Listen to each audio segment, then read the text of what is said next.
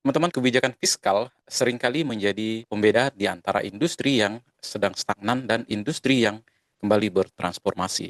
Jadi komitmen Menteri Keuangan yakni Purbaya Yudi Sadewa untuk menyiapkan insentif bagi industri galangan kapal nasional bakalan membuka babak baru bagi sektor maritim Indonesia.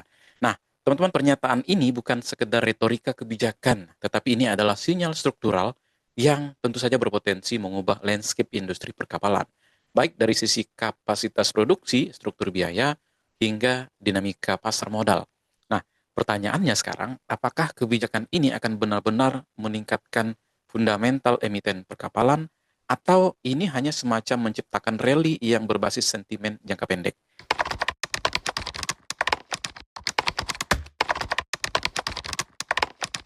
Teman-teman, untuk menjawab topik ini dan untuk menjawab pertanyaan ini, tentu kita perlu melihat tiga perspektif. Yang pertama, struktur industri saat ini, kemudian dampak kebijakan terhadap profitabilitas dan arus kas, dan yang terakhir, yang ketiga adalah bagaimana implikasinya terhadap valuasi dan pergerakan harga saham. Oke, teman-teman, perkenalkan saya Daniel dari catatan Daniel, dan hari ini 15 Februari 2026 kita bakal membahas sektor perkapalan yang tentu saja akan memanas lagi dampak kebijakan fiskal yang dikeluarkan oleh pemerintah. Nah, mari kita bahas. Oke, teman-teman, pertama kita akan melihat bagaimana problem secara struktural industri perkapalan nasional. Nah, Indonesia tentu saja negara kepulauan dengan kebutuhan armada yang lebih besar. Namun ironisnya, teman-teman, kapasitas galangan kapal domestik belum termanfaatkan secara optimal. Beberapa fakta yang bisa kita temukan diantaranya adalah sekitar 2.491 kapal domestik itu usianya udah di atas 50 tahun dan membutuhkan penggantian. Kemudian untuk backlog produksi galangan, terutama di Batam, mencapai hingga 2 tahun. Dan juga ketergantungan bahan baku impor masih sangat tinggi. Sehingga banyak pelaku industri memilih untuk membangun kapal di negara Cina, Korea Selatan, hingga Jepang. Karena alasan efisiensi biaya dan juga teknologi. Jadi dengan kata lain, permintaan tinggi namun tidak otomatis berarti utilitas optimal. Jadi ada mismatch antara kebutuhan nasional dan juga daya saing galangan kapal domestik. Nah, sebenarnya dari sinilah pemerintah mencoba untuk masuk melalui tiga instrumen kebijakan. Nah, pertama, bea masuk 0% untuk komponen kapal impor, kemudian yang kedua, insentif pembangunan kapal baru, dan yang ketiga, skema pembiayaan jangka panjang 15 hingga 30 tahun. Nah, jika kebijakan ini efektif, tentu kebijakan ini bakal mengubah struktur biaya yang bersifat fundamental di industri perkapalan. Nah, jadi teman-teman, kalau kita perhatikan dari yang pertama tadi, ini tentu saja memberikan dampak. Nah, gimana tentang dampak terhadap kinerja keuangan? Nah, jadi yang pertama kita bakal melihat dampak langsung, teman-teman. Nah, emiten dengan lini galangan tentu saja terbagi menjadi beberapa emiten ya, teman-teman. Salah satunya adalah Sochi Line atau dengan saham Sochi, dan yang kedua adalah Samudra Indonesia pada sahamnya SMDR. Nah, sebenarnya kedua emiten ini punya exposure tentang galangan kapal, di mana perbaikan margin ini tentu saja menjadi kuncinya, teman-teman. Jika bea masuk 0% untuk komponen impor dan juga ini menurunkan COGS-nya.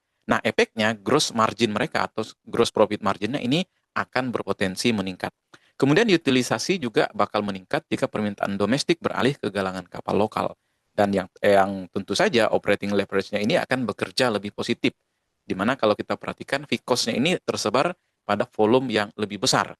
Nah, karena bisnis galangan kapal ini sifatnya padat modal dan juga fixed cost-nya tinggi, maka peningkatan utilisasi 10-20% tentu saja dapat berdampak signifikan bagi operasional atau laba operasionalnya, teman-teman. Nah, kemudian dari sisi order visibility dan juga backlog-nya, nah apabila impor kapal bekas ini ditekan dan penggantian kapal tua ini dipercepat, maka backlog galangan kapal ini bisa saja meningkat secara struktural. Nah, backlog yang kuat ini tentu saja memiliki makna bahwa revenue visibilitasnya ini akan jauh lebih baik. Kemudian, proyeksi arus kas juga bakal lebih stabil. Dan yang ketiga, risiko bisnis tentu saja lebih rendah, karena cost of capitalnya ini akan semakin menurun.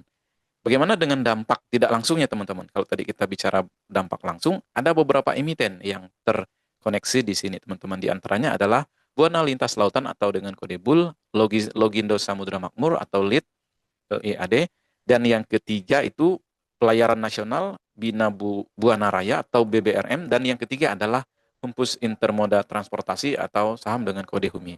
Jadi ini nggak punya galangan kapal mereka ini, tapi mereka itu punya konsumen galangan kapal. Nah, kalau kita perhatikan penurunan capital expenditure ini tentu saja berdampak pada biaya pembangunan kapal domestik menjadi kompetitif. Maka capital expenditure per unitnya ini juga bakal turun, kemudian internal rate-nya ini atau IRR-nya ini, internal rate of return-nya ini, suatu proyek pengadaan kapal bakal meningkat. Nah, debt burden relatif lebih ringan teman-teman, karena memang pelayaran adalah bisnis padat aset. Penurunan CAPEX-nya ini 5-10%, tentu saja dapat memperbaiki return on asset dan juga return on equity secara material. Nah, kalau kita perhatikan, efisiensi downtime-nya ini dan juga maintenance-nya tentu saja bikin galangan kapal domestik ini makin kompetitif, sehingga mempercepat proses perbaikan. Dengan begitu, downtime berkurang, utilisasi kapal bakal meningkat, dan pendapatan per kapalnya ini bakal naik. Namun yang perlu dicatat, teman-teman, adalah dampak ini tentu saja lebih gradual dibanding emiten yang memiliki galangan kapal sendiri. Nah, kita tahu bahwa ini juga sifatnya tidak langsung. Nah, sedangkan bagi valuasi eh, emiten, kita perhatikan bahwa sentimen ini bekerja lebih cepat dari fundamental. Ketika di kebijakan ini diumumkan, sektor-sektor perkapalan langsung saja menguat. Nah, ini menunjukkan bahwa pasar mulai mendiskon potensi kenaikan laba di masa depan. Namun tentu saja dalam analisis investasi, kita mesti memisahkan adanya sentimen jangka pendek dan yang bersifat struktural. Di mana kalau jangka pendek ini adanya spekulasi peningkatan order, kemudian adanya juga euforia kebijakan yang sifatnya pro industri. Yang ketiga, rotasi sektor di saham yang bersifat tematik. Biasanya fase ini berlangsung 1 hingga 3 bulan. Itu sejak diumumkan kebijakan. Sedangkan untuk yang bersifat struktural, jika insentif benar-benar terrealisasi, maka akan meningkatkan utilisasi galangan kapal. Kemudian, ini juga akan mengurangi impor kapal bekas. Dan yang ketiga, membuat galangan kapal yang dari lokal ini akan berkompetisi secara global. Maka, kalau kita bicara tentang re-rating ini, tentu untuk sektor perkapalan akan jauh lebih baik. Oke, tentu saja kalau bicara tentang re-rating, kalau kita perhatikan akan ada tentang earning ini tentu akan naik secara konsisten. Kemudian risk premiumnya juga akan perlahan-lahan menurun, sehingga investor institusi ini bakal lebih mudah untuk masuk. Nah, jika ROE sektor perkapalan ini naik dan stabil, maka price to book value-nya dan fair-nya ini juga bakal naik satu level. Nah, jadi itu teman-teman terkait dengan dampak terhadap valuasi saham. Kalau kita perhatikan, yang namanya investasi tentu mengandung risiko dan tantangan yang bersifat implementatif. Nah, kebijakan yang bagus tidak selalu berarti hasilnya bagus. Nah, kalau kita perhatikan beberapa risiko dari industri perkapalan, di antaranya, yang pertama adalah galangan kapal domestik ini tetap kalah efisien dibanding dari Cina atau Korea. Nah, kemudian insentif ini hanya bersifat menurunkan biaya komponen, tetapi tidak menyentuh pada produktivitas. Yang ketiga, pembiayaan jangka panjang ini meningkatkan leverage sektor yang sifatnya berlebihan. Kemudian yang keempat, over capacity juga apabila terjadi semua pemain bersifat ekspansinya itu secara bersamaan. Nah, jadi jika galangan kapal lokal tidak kompetitif setelah adanya insentif ini, maka kebijakan ini sebenarnya hanya menciptakan sentimen yang bersifat jangka pendek tanpa perbaikan yang bersifat fundamental. Nah, oleh karena itu, ini risiko yang perlu dicermati oleh investor. Terakhir, kita bakal lihat sebenarnya siapa yang paling diuntungkan. Nah, yang pertama kalau kita perhatikan untuk kerangka risk reward, tentu high beta play-nya ini yang berpotensi besar tentu saja punya risiko yang lebih tinggi. Misalnya dari saham Soci, ini kan ada kombinasi galangan dan juga pelayaran. Tentu saja leverage-nya ini menjadi kebijakan yang sifatnya ganda. Kemudian untuk SMDR, mereka itu punya bisnis galangan kapal dan juga logistik yang terdiversifikasi. Tentu mereka akan semakin diuntungkan. Namun risikonya juga akan semakin lebih besar ketika seluruh kapal ini atau seluruh emiten perkapalan ini diburu oleh para investor. Nah, kemudian kalau kita perhatikan yang bersifat defensif ini untuk Bull dan Humi. Mereka ini diuntungkan lewat efisiensi capital expenditure, tapi dampaknya tentu saja tidak langsung. Nah, yang bersifat conditional play ini ada Elite dan juga BBRM. Sebenarnya sih ini tergantung dari ekspansi yang dilakukan oleh emiten tersebut, terutama ekspansi dari armada dan struktur pembiayaan. Nah, jadi eh, tentu saja emiten perkapalan dari kelima emiten perkapalan ini yang bisa kita lihat tadi yang diuntungkan secara langsung itu Soci dan SMDR. Tentu ini ada juga risikonya.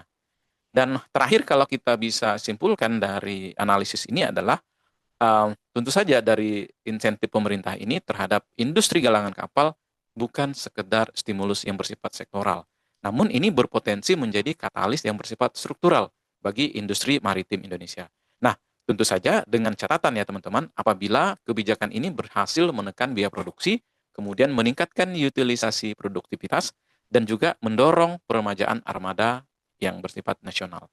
Maka dalam 3 hingga 5 tahun ke depan, sektor perkapalan ini akan mengalami transformasi yang bersifat fundamental. Karena kalau kita lihat kapal emiten yang membangun kapal ini kan nggak langsung. Nah, kalau kita perhatikan dengan keberhasilan ini tentu sangat bergantung pada daya saing real termasuk kalangan kapal domestik ini. Nah, tanpa adanya peningkatan efisiensi dan juga peningkatan teknologi, tentu insentif fiskal ini nggak akan berdampak. Jadi ini hanya sifatnya sementara. Namun dalam perspektif investasi, teman-teman kita perlu melihat bahwa secara jangka pendek sektor ini menarik secara momentum. Dan kita lihat sektor perkapalan juga sudah mulai memanas. Nah, untuk jangka menengah, kita perlu selektif pada emiten-emiten yang struktur keuangannya sehat.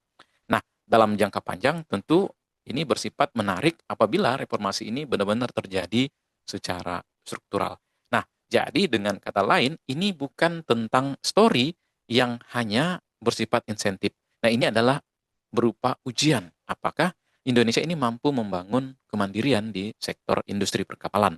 Nah, jadi teman-teman kalau kita perhatikan kata kuncinya adalah kemandirian industri yang mampu kompetitif secara global.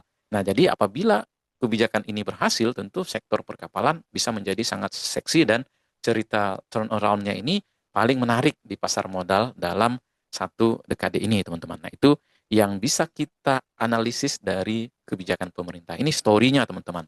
Nah, kalau kita lihat kenaikan sektor perkapalan, nah ini tentu sangat cepat dalam direspon oleh pasar.